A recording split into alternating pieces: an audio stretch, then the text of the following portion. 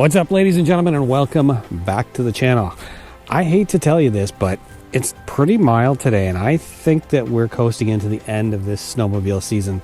I know tomorrow I've got rain and freezing rain all week. Next week is supposed to be well above zero and rain in the forecast, so I got a feeling we're not going to be riding anymore, and pretty soon we're going to be looking at either storing our sleds or doing some work on our sleds, and we're going to be riding this. But I do have a couple of projects in mind for both sleds, so hopefully I'll be continuing to post throughout the off season this year, as well as doing some videos about the ATV. So this is going to be another video in my series on tracks and traction. If you look at my playlist, you'll see one that's dedicated to that.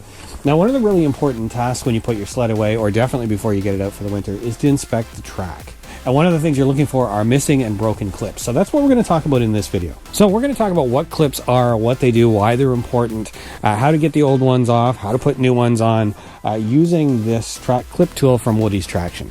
I'm going to do all that in 2 seconds, so stick around.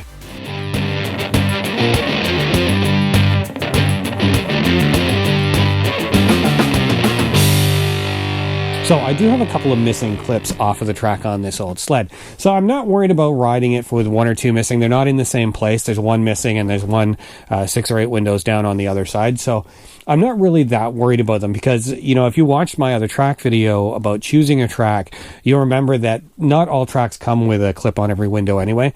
So yes, there's a little bit of extra friction on the rubber in that spot, but I'm not too worried about it. But in the off season, I definitely do want to replace it. So what are clips and what do they do? Well, this is what they look like off of the sled. And on the sled, and it's kind of hard to see, there's a lot of ice and snow on this track, but they're right in here. So right on the track between each of the windows under that Hyfax. Now, older sleds like the Elan had what they call a bogey wheel suspension, right? So your sled actually rode on wheels that rode on the inside of the track like a tank. Those types of suspensions were replaced with what this sled has and newer sleds have with what we call a slide rail suspension. Now, with a slide rail suspension, your snowmobile actually slides along the inside of your track, more like a dog sled slides through the snow. So the upside of that is it's a much smoother ride. The downside of that is it creates a lot of friction. Okay, so there's 2 key components in your rear suspension. The first is what we call Hyfax or sliders or slider shoes. It's basically a plastic cover that goes over the aluminum rail in your suspension. Purpose of this is that this is going to wear out before the aluminum rail does, which would obviously be a lot more expensive to replace. The second component is what we're talking about in this video, these metal clips. So these track clips are meant to ride on the inside of this Hyfax. So obviously it's a lot harder material. It's not going to wear out like the rubber in the track would. But secondly, it's a lot lower friction than it would be rubbing a piece of rubber across this. So in this video, we're going to talk about removing the old clips and installing new ones. Now, realistically, you're probably not going to remove them very often. If clips get really, really rusted or worn out, or if you notice there's a little crack or a split in them, or sometimes they'll get bent, and you catch them before you actually end up losing that clip, you might want to remove it and replace it with a new one. A couple of reasons you want to replace them. You do find that you lose clips through the season. Sometimes you don't actually lose it, it'll just get bent. And, if you leave it on there, it can cause damage. So you want to remove it and replace it. The other reason you might want to install clips is if you have a track that, if you watched my earlier video on choosing the right track for your snowmobile, some tracks only come with a clip every 3rd window or every 2nd window. So you might want to install clips on each window. So basically it's just a metal clip like that, and it needs to be crimped onto the track.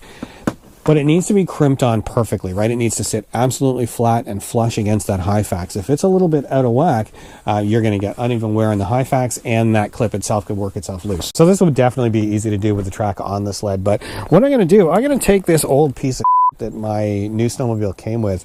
I haven't taken it to the dump yet, so I'm going to take this over to my buddy's shop. Firstly, it gives me a chance to practice a little bit on this without damaging the track on the sled. Secondly, it's going to be a lot easier for me to get it on camera for you guys. So actually, I was really fortunate in having an old track to practice on. The one thing I didn't anticipate is how difficult it is to get the old clips off. So I did watch a few different videos. I saw one guy that used like a circlet tool or a snap ring plier to spread his. It doesn't work on this track. For starters, depending on how long your lug is, you might not be able to get those snap ring pliers down and in. That was the trouble that I found. I actually didn't have a pair of snap ring pliers that was really heavy enough to spread one of these clips anyway. So the next way to do it is to actually cut them. So again, this is another reason I'm really glad I had a track to practice on, because I ended up doing 2 or 3 before I got it right. So yeah, I ended up just cutting the old clips off. So I used a grinder with a cutoff wheel, and I just cut the clip diagonally through the middle. So take your time, go really slow, because you want to be careful about cutting the track. So obviously you don't want to dig into the rubber too much. So yeah, the first one I did nick the rubber a little bit. Probably wouldn't be that big a deal, because that cut, as long as you're not going too deep into the track, is going to be underneath this clip. But really, really take your time. All right, so you're going to get your new clip, and you're going to get your clip tool. So before you start, you would just want to put a little bit of grease on this bolt. It just makes it a little bit easier to turn. Okay, so then you're going to take the base plate off of this. Now, it's like a keyhole type hole in the bottom of it. So you just slide down, and then it just pulls right off the bottom.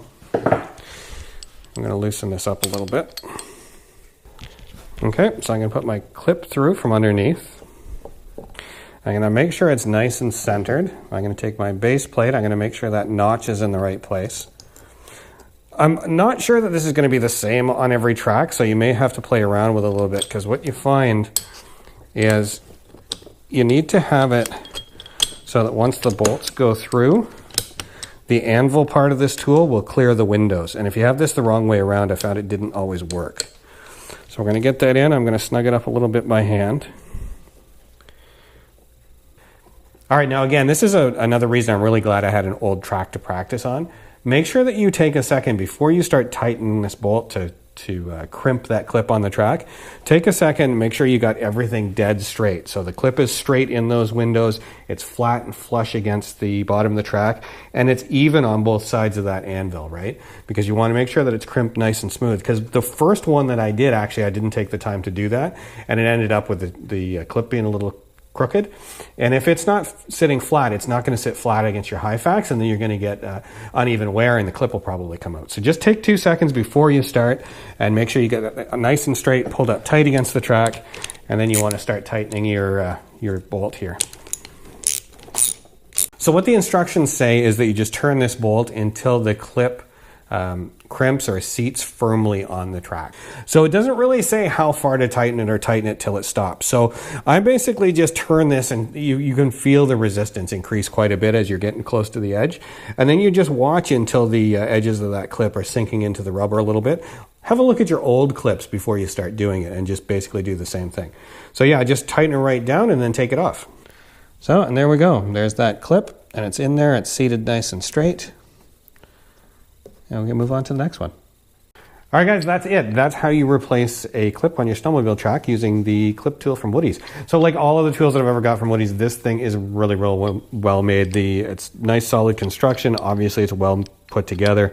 Absolutely works as advertised, and it was easy to use. I think these are about $100. I'll put the price up on the screen, but not overly expensive either. So yeah, if you're going to do this job, highly recommend you get one of these tools. All right, guys, so that's it. That's how you remove and reinstall clips on your snowmobile track. You know, if you've done it, if you've used a different method or a different tool, post something in the comments below. Let me know how you did it. If you got any tips that make it easier, I'd love to hear from you. So yeah, if you're thinking about it, I hope that video makes it a little bit easier for you. And if you think it will, do me a favor, click that thumbs up. If you're new to snowmobiling, you like tutorials like this one, think about subscribing, click the bell icon, then you get notified when I post a new video. All right, so that's it for me. Until next time, I'm Dave Clark. Thanks for taking the time to watch.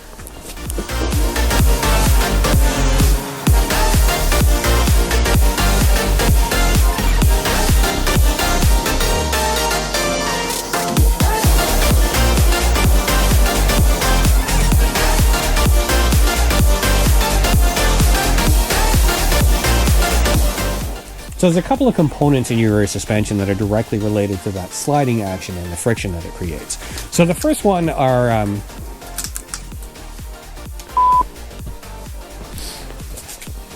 all right, so if you're new to snowmobiling and you haven't subscribed yet, think about it. I have a lot of new tutorials.